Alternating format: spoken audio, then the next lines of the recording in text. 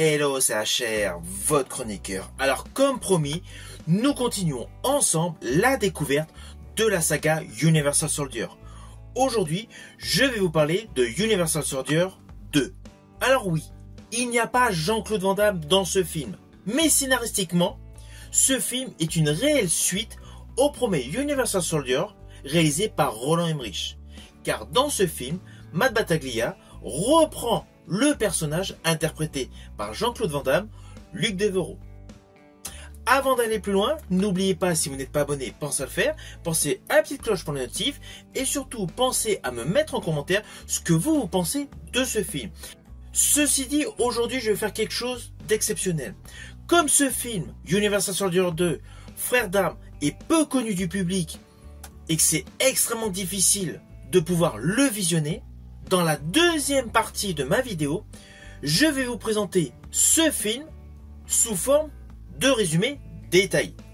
C'est la petite particularité de cette vidéo d'aujourd'hui. Mais avant cela, réaction et analyse. Let's go! Alors toi, tu es mort?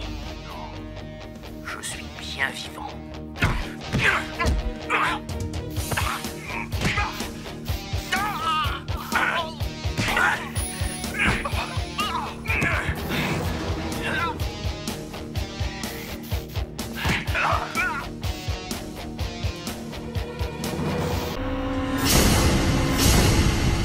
Alors tout d'abord, fiche technique de ce film.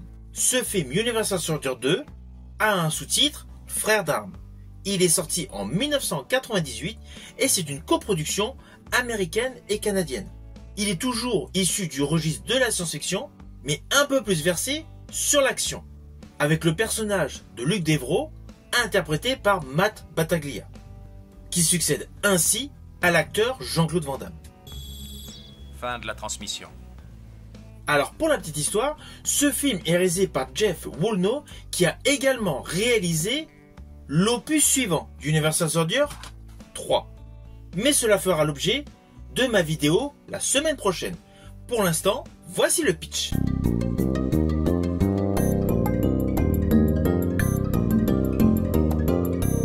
Alors sur le fond, l'histoire est assez simpliste. Nous retrouvons le Unisol Luc Devereaux, interprété donc par Matt Battaglia, et la journaliste Veronica, interprétée par Chandra West. Alors oui, dès le générique de début, nous revivons la scène finale de Universal Soldier 1 avec Dolph Lundgren et Jean-Claude Van Damme, mais avec les acteurs de cette suite. Ainsi, la scène ultime de cette confrontation des deux stars du premier film a été retournée, refilmée avec la même ambiance pour mettre tout simplement à la place de Van Damme, Battaglia.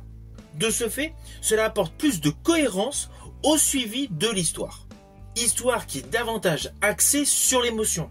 Car dans sa globalité, le personnage de Luc Devereaux retrouve son frère qui était disparu dans un conflit précédent. Celui-ci est ramené à la vie et les trois personnages doivent prendre la fuite derrière des Unisol qui ont pour mission les éliminer.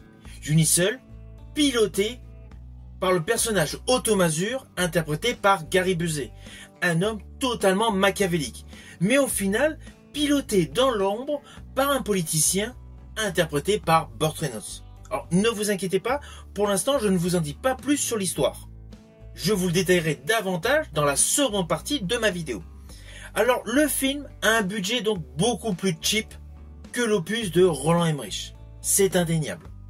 Vous allez remarquer que la majorité des plans et des séquences sont tournés en rapproché pour éviter justement la notion des décors grandiloquents.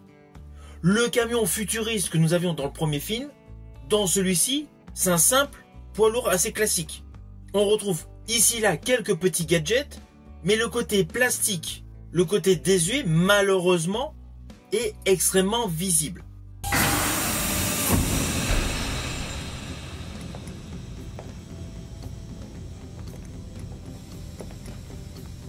Malheureusement, vous allez le constater du début jusqu'à la fin, la chute de qualité est flagrante. Alors principalement par le fait du budget et des effets spéciaux, mais on va pas se mentir, la qualité du jeu des acteurs est en dessous du premier opus. Pourtant, Matt Battaglia fait du mieux qu'il peut. Mais tous les acteurs et actrices qui gravitent autour de lui n'ont pas une prestation de qualité. Pourtant, il y a également un Gary Busey et un Burt Reynolds, des acteurs confirmés. Mais le travail scénaristique semble, dans sa majorité, avoir été écrit à la légère. Il n'y a pas réellement de consistance. Ce film est plus un amalgame de séquences qui n'ont pas forcément de bons raccords entre eux. Avec de surcroît, certaines scènes d'action qui semblent être tournées au ralenti. Il n'y a pas vraiment de fluidité dans les combats. Alors oui, j'ai préféré commencer par vous dire les aspects négatifs, comme ça il n'y a pas de mauvaise surprise. Mais cela n'empêche pas que j'ai regardé le film en totalité. Je l'ai d'ailleurs en collection. Pourquoi ? Tout simplement pour ses points positifs. Points positifs, heureusement, qui sont plus importants que les points négatifs. Alors le premier est assez simple. C'est que ce film est une réelle suite à la première histoire. Avec tout le côté émotionnel du personnage, du soldat qui a fait la guerre du Vietnam, Luc Devro, qui veut tout simplement retrouver une vie normale. Ce film donc prolonge totalement l'univers du premier film sur ce plan scénaristique. D'autre part, contrairement à beaucoup de second opus de saga où il s'agit essentiellement de remakes cachés, celui-ci il y a une véritable volonté de continuité scénaristique, avec principalement dans cet opus la volonté d'agrandir le côté familial et également le côté politique machiavélique qui vise essentiellement les enjeux financiers. Là, dans ce registre, Burt Reynolds est excellent. Je préciserai que cela apporte une plus-value à ce film. Film qui est d'autant plus un téléfilm, au final. Mais cela apporte une plus-value. Alors, il y a certes une chute des moyens, une chute des effets spéciaux et une qualité d'acteur pour les protagonistes principaux, c'est-à-dire le duo de l'Unisol et de la journaliste, qui est inférieur à l'Unisol et la journaliste du premier opus. Mais tout le reste de ce film est une bonne surprise sur le plan émotionnel dans un film d'action, avec surtout de l'innovation scénaristique pour poursuivre le méga blockbuster de Roland Emmerich.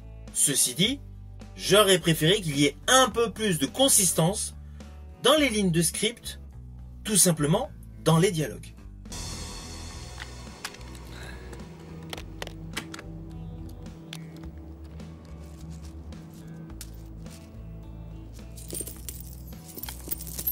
Alors ce film approfondit donc davantage le passé du soldat Luc Devro, mais malheureusement reste limité dû au format qui est un téléfilm.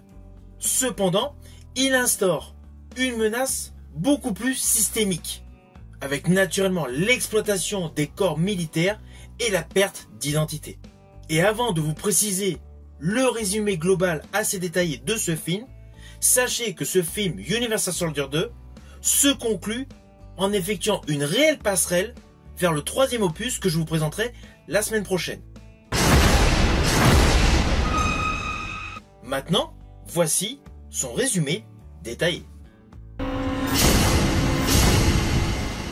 Alors comme je vous l'ai dit, d'entrée de jeu, nous redécouvrons le personnage Luc Devro et Veronica Roberts en cavale. Après avoir fui la base du programme Universal Soldier, ils tentent de se fondre tout simplement dans la population afin de recouvrer une vie normale, principalement pour le personnage Luc Devro. Mais leur statut de fugitif les place malheureusement constamment sous surveillance. À cela s'ajoute le personnage Veronica qui, en tant que journaliste, veut à tout prix exposer au plus grand jour le projet d'Unisol, mais implicitement, comme il y a des membres du gouvernement qui sont impliqués dans ce projet Unisol, leurs efforts sont freinés et la désinformation orchestrée par le gouvernement s'amplifie. Parallèlement à la cavale de Devro et de Roberts, l'armée américaine relance secrètement le programme Unisol, cette fois sous le contrôle d'une organisation privée militaro-industrielle dirigée par le sinistre Otto Masur, véritable méchant machiavélique interprété par Gary Busey. Celui-ci a secrètement l'objectif de transformer des soldats morts en combattants obéissants via un conditionnement neurologique renforcé par le biais de nouveaux produits chimiques. Parallèlement, le personnage Luc Devro, qui désire vivre une vie normale, décide d'infiltrer la base de ces nouveaux Unisol avec l'aide de la journaliste afin tout simplement que de telles choses ne se reproduisent plus. Et c'est là qu'on découvre un laboratoire totalement énigmatique, avec des expérimentations sur des soldats qui se poursuivent. Expérience où nous retrouvons des soldats morts ramenés à la vie, déshumanisés, réduits à l'état de machines à tuer. Au fur et à mesure que nous progressons dans le déroulé de l'histoire, le personnage Luc Devro retrouve donc son frère. Beaucoup d'émotions se distillent entre les scènes de combat qui sont également agrémentées par le trafic de soldats que semble vouloir initier le personnage Otto Masur. Une confrontation ultime se déroule avec bien évidemment le personnage interprété par Gary Busey qui se fait tuer. Tout semble aller pour le mieux, le grand méchant qui était mis en exergue est tué. Mais malheureusement, Luc a perdu une nouvelle fois son frère, son avenir est totalement incertain, même s'il a retrouvé une partie de son humanité. Car, à la dernière séquence, nous réalisons que le programme Unisol est très loin d'être terminé. Avec justement, dans un bureau, nous retrouvons un politicien interprété par Burt Reynolds qui annonce la couleur vers un potentiel film Universal Soldier 3. Et c'est justement là que va débuter l'histoire du troisième opus. Opus que je vous présenterai la semaine prochaine. Alors au final, naturellement, c'est un film que je vous invite à découvrir. Cependant, je vous préviens, c'est un film petit budget. Il est juste à voir pour la suite scénaristique des aventures du personnage Luc Devro. On va pas se mentir, Universal Soldier 2 avec Battaglia et Universal Soldier 3 avec Battaglia sont les moins bons opus de cette saga. Mais j'estime que lorsqu'on est fan de plusieurs opus d'une saga, il faut au moins avoir vu une fois la totalité des films de cet univers.